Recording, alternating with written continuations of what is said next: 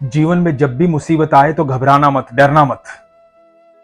ये सोचना कि ईश्वर ने आपको याद किया है, क्योंकि ठाकुर जी भी तो आपसे मिलना चाहते हैं।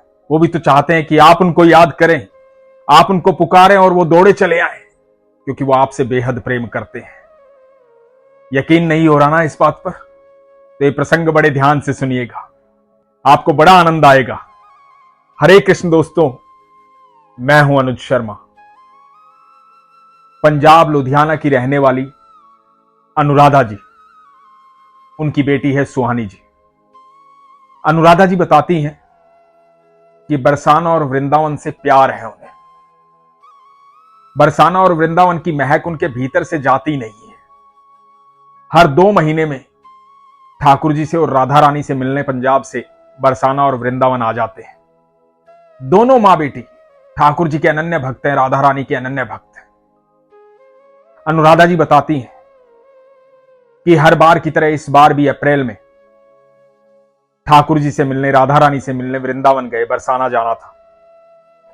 अनुराधा जी बताती हैं कि सबसे पहले बिहारी जी से मिलने जाते हैं, तो बिहारी जी से मिलने गए, बहुत भीड़ थी, बिहारी जी के दर्शन नहीं हो पाए। जब बिहारी जी के दर्शन नहीं हो पाए तो दोनों मां बेटी का मन व्याकुल हो गया। रात्रि में वहीं वृंदावन में रुकना था। रात्रि में प्रेमानंद महाराज जी के दर्शन करने थे। अनुराधा जी बताती हैं कि रात को 2 बजे प्रेमानंद महाराज जी के दर्शन किए। उसके बाद मन में भाव जागृत हुआ कि आज दिन में बिहारी जी के दर्शन तो नहीं हुए, तो अभी चलते हैं बिहारी जी के द्वार पर, उनकी चौखट पर। वहां थोड़ा समय व्यतीत करते हैं, नाम जाप करते हैं, भगवान का भजन करते हैं, भगवान को याद करते हैं। और दोनों मां बेटी कुंज की गलियों से होती हुई बाके बिहारी के मंदिर चली गई। वहां जाकर के चौखट के पास जाकर के बैठ गई, भगवान को याद करने लगी, ठाकुर जी को याद करने लगी। एक दूसरे से कहने लगी कि काश हमारे पास इत्र होता तो हम इत्र सेवा कर देती। ठाकुर जी की देहली पर बैठी थी। आप ठाकुर जी की देहली पर बैठे हो, ठाकुर जी के करीब हो, ठाकुर जी के साम्राज्य में हो, ठाकुर जी की नगरी में हो, ठाकुर जी के घर में हो। क्या भला ऐसा हो सकता है कि आप मन में कोई इच्छा जागृत करें और वो पूरी ना हो? ऐसा संभव ही नहीं है। दोनों मां बेटी के मन में भाव आया था कि काश इत्र होता तो इत्र सेवा कर देते। अचानक से एक युवक आया। दोनों मां बेटी की आंखें बंद थी, ठाकुर जी का ध्यान कर रही थी, बिहारी जी का ध्यान कर रही थी। उस युवक ने आकर के कहा कि लीजिए इत्र ले लीजिए, इत्र सेवा कर लीजिए। और वो इत्र देकर चला गया। जब हमारे साथ चमत्कार हो रहे होते हैं, घटनाएं घटित हो रही होती हैं, तो हमें उनका आभास नहीं होता है। हमें बाद में पता लगता है कि ये हुआ कैसे था हमारे साथ। ये बड़ा अचंभित करने वाला था, क्योंकि उस समय तो हम भावनाओं में होते हैं। तो अनुराधा जी और सुहानी जी ने इत्र लिया और इत्र सेवा करनी शुरू कर दी। कुछ देर बिहारी जी की चौखट पर समय व्यतीत किया, भगवान को याद किया, ठाकुर जी से कहा कि ठाकुर जी अब राधा रमन जी के पास होकर आते हैं। मन में भाव आया, रात के 3 बजे हुए थे, कि राधा रमन जी के यहां चलते हैं, वहां की चौखट पर थोड़ी देर बैठेंगे। बिहारी जी के मंदिर से निकले, थोड़ा सा आगे जाकर के एक ऑटो रिक्शा वाला मिला। उसने कहा कि बैठ जाइए। दोनों मां बेटी ने सोचा कि काफी रात हो गई है, ऑटो में बैठ जाते हैं, ऑटो में बैठकर चले जाएंगे। और पहले भी काफी देर से पैदल चल रहे थे, थोड़े थक भी गए थे, तो ऑटो रिक्शा में बैठ गए। ऑटो रिक्शा में बैठ करके कहा कि राधा रमन जाना है। राधा रमन जी के पास जाने के लिए चल पड़े।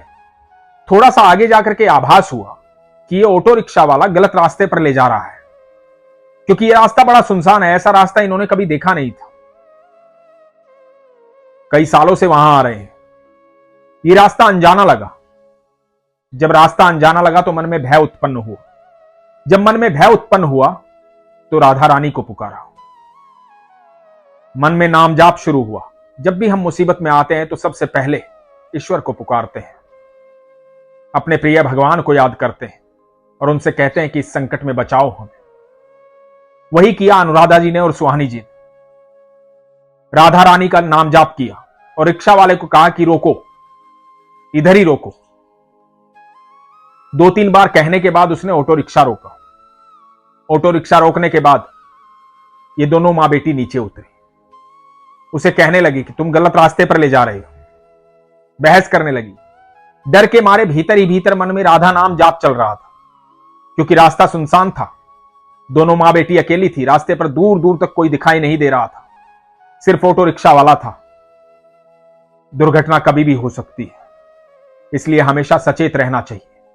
मां बेटी सचेत थी लेकिन निसहाय थी, क्योंकि दोनों अकेली ही थी। दूर दूर तक कोई दिखाई भी नहीं दे रहा था। लगातार मन में राधा राधा राधा राधा राधा राधा पुकार रही थी। अचानक से हुआ यूं, एक मोटरसाइकिल पर सफेद पोशाक पहने हुए, खुले बालों में, चेहरे पर अद्भुत तेज चमकती हुई आंखें, एक महिला वहां आई। उसने कहा, क्या हुआ, क्या दिक्कत है? तो दोनों मां बेटी ने उन महिला से कहा कि यह रास्ता राधा रमन जी को जाता है। उस महिला ने कहा कि नहीं। तो मां बेटी ने कहा कि ये हमें गलत रास्ते पर ले आया है। तो उस महिला ने उस ऑटो रिक्शा वाले की तरफ देखा, गुस्से से देखा और कहा कि गलत रास्ते पर क्यों लेकर आए हो? इतना कहा ही था कि ऑटो रिक्शा वाला रिक्शा लेकर के भाग गया। दोनों मां बेटी सन्न रह गई, समझ में कुछ नहीं आया। इस महिला ने कहा कि आपको कहां जाना है? तो अनुराधा जी ने कहा कि अब तो हम बिहारी जी ही वापस जाएंगे। तो महिला ने कहा कि कोई बात नहीं, आप मेरे साथ मोटरसाइकिल पर बैठो, मैं आपको छोड़ देती हूं। काफी रात हो गई है, सुनसान रास्ता है। आजकल ब्रिज में बाहर से भी लोग आ गए हैं, तरह तरह के लोग हैं, कुछ भी दुर्घटना हो सकती थी, पर चिंता मत करो, आओ बैठो। और दोनों मां बेटी को अपनी मोटरसाइकिल पर बिठाया और बाके बिहारी जी के मंदिर ले जाकर के छोड़ दिया।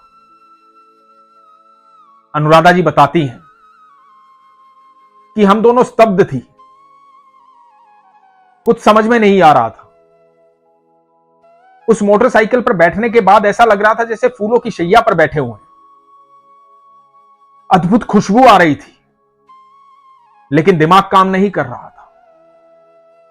अद्भुत तेज था उस महिला के चेहरे पर, बड़ी सुंदर आंखें थी, खुले बाल थे, सफेद पोशाक पहने हुई थी, बड़ी सुरीली आवाज थी। हमें बाके बिहारी के मंदिर पर छोड़ दिया। जब तक हमारी समझ में आया कि यह हुआ क्या, हमने पीछे पलट कर देखा तो वहां कोई दिखाई नहीं दिया। तब आभास हुआ कि ठाकुर जी की और राधा रानी की इतनी अद्भुत कृपा है। पहले मन में आया था कि इत्र सेवा करनी है, तो ठाकुर जी इत्र देने आ गए। दूसरी बार जब मुसीबत आई, राधा रानी को पुकारा, खुद को अकेला महसूस किया, तो उस महिला के रूप में साक्षात राधा रानी आ गई। आज भी सोच सोच करके रोम रोम हर्षित हो जाता है, मन प्रफुल्लित हो जाता है। अनुराधा जी बताती हैं कि मेरा और मेरी बेटी सुहानी का विश्वास बहुत प्रगाढ़ हो गया है। आज कलयुग में भी हमारी राधा रानी और हमारे ठाकुर जी हमसे मिलने आते हैं। दोस्तों, जब भी हमारे जीवन में मुसीबत आती है तो उससे घबराना मत। पता है मुसीबत क्यों आती है? उस समय भगवान आपको याद कर रहे होते हैं, क्योंकि भगवान को पता है वैसे तो मेरा बच्चा मुझे याद करेगा नहीं, लेकिन जैसे ही थोड़ा सा व्याकुल होगा, सबसे पहले मुझे याद करेगा। और जैसे ही मुझे याद करेगा, मुझे मेरे बच्चे के पास जाने का बहाना मिल जाएगा। दोस्तों, ईश्वर जितना प्रेम हमसे करते हैं, उतना प्रेम हम कभी उनसे नहीं कर सकते। वो हमसे बेहद प्रेम करते हैं। हर पल, हर क्षण वो हमारे लिए चिंतित रहते हैं। एक बार महादेव ने भगवान नारायण से पूछा था कि सारी दुनिया आपका ध्यान करती है, आप किसका ध्यान करते हैं नारायण? तो भगवान ने कहा था, मैं अपने भक्तों का ध्यान करता हूं। ऐसा कोई भी जीव नहीं है जिसका ध्यान ईश्वर ना रखते हो। एक छोटी सी चींटी की पदचाप भी ठाकुर को सुनाई देती है। ठाकुर हमसे बेहद प्रेम करते हैं। उनके प्रेम का आभास तो हमें तभी हो जाना चाहिए जब हमें यह सोचना चाहिए कि हमारे इस दुनिया में आने से पहले उन्होंने हमारे दूध की व्यवस्था कर दी थी, हमारे माता पिता की व्यवस्था कर दी थी, रिश्तेदारों की व्यवस्था करती थी, समाज की व्यवस्था कर दी थी, दुनिया की व्यवस्था कर दी थी, इस प्रकृति की व्यवस्था कर दी थी। सारी दुनिया बनाने के बाद, सारी सृष्टि को रचने के बाद हमें रचा। वो हमसे बेहद प्रेम करते हैं। बस विश्वास होना चाहिए। जिस दिन सच्चे हृदय से, सच्चे मन से, सरल स्वभाव से ठाकुर जी को पुकार लोगे, राधा रानी को पुकार लोगे, आप यकीन मानना किसी न किसी रूप में ठाकुर जी, राधा रानी आपके समक्ष आ जाएंगे। हो सकता है उस समय आपको आभास ना हो, लेकिन वो आभास आपको जिंदगी भर रहेगा। अनुराधा जी और सुहानी जी बताती हैं कि आज तक भी वो महक गई नहीं है। रह रह करके वो खुशबू आती है, उस मुलाकात की खुशबू। आप भी मिलना चाहते हैं ठाकुर जी से, राधा रानी से, तो प्रगाढ़ विश्वास कीजिए। इसीलिए हमेशा कहता हूं, अपने विश्वास को मजबूत रखिए, अपना ख्याल रखिए। हरे कृष्ण।